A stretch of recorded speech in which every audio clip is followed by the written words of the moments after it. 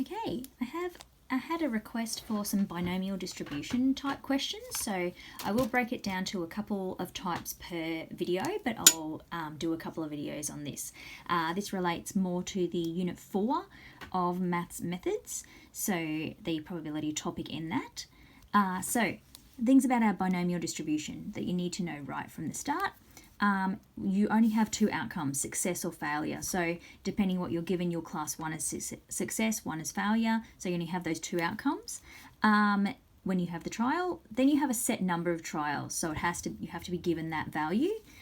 We use the notation N for that. For our success, we usually use R, or we may use the X notation as well.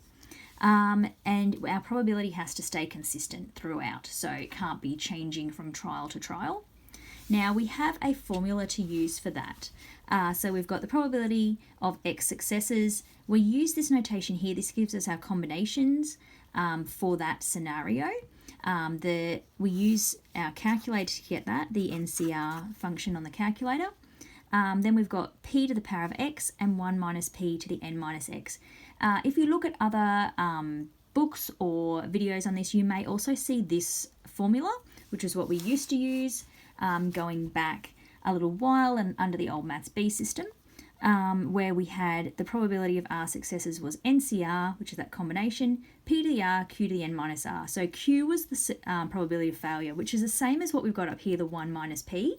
We just used a Q for that, so we would start off and name what that was. So if your probability of success was 0.4, your probability of failure was going to be 0.6, because you just did one take that. So you're doing the same thing here, it's just a bit of different notation. So using a little x for your number of successes instead of the R, that kind of thing. Still the same rule, just a little bit of different notation. So depending what textbook you're using or what system you're working under, you may see that difference there. So a question that I was asked to have a look at was one where you know that the probability of having a left-handed person is 0.2 and 11 people are selected for a team. The first part of it was wanting a general rule for there. So it's using this one up here and just putting in those values. So in this case, we know that the n is 11. So we'll just have the 11x there. Then we would do our p is 0.2. So we would do the 0.2 to the power of x. And then 1 minus p is going to be the 0.8, and that would be to the 11 take x there. So we're just setting that up. Then when we're asked for what is the probability that x is equal to 2, we're putting that in for x there. So we'll have the 11, 2, then we'll have the 0.2 to the power of 2, and 0.8 to the power of 9, because that's 11 take 2. We would grab our calculator. To get that 11, 2, we would do our math. We would go across to probability and see we've got this NCR option there. So we would choose that. It's going to bring that up on our screen, and we're going to put the 11 and the 2 there, and we get 55.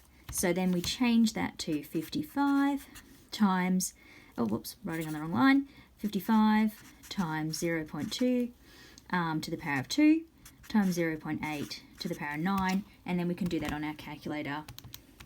And we can pop that all in one line. And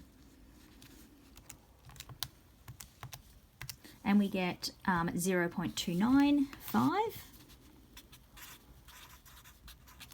Now we do have the other option of using our calculator to work this out as well. So we can do the second vars, and you'll see we've got normal PDF, normal CDF. We're not using those because we're looking for binomial. So we've got our binomial PDF. Now that means exactly a scenario. CDF is your cumulative, so that's where if you're adding up, and I will do one that uses that. So we can use our calculator. We tell them the number of trials. So if you've got 11 people, our probability is 0.2, and our x value was 2. And then it will put that up on the screen for us with that information. In the previous calculators, you had to know what order to put it in and into that yourself, but these ones are a little bit more helpful and prompt you for what values. And we get 0.295279, and that was what we got for our manual calculation.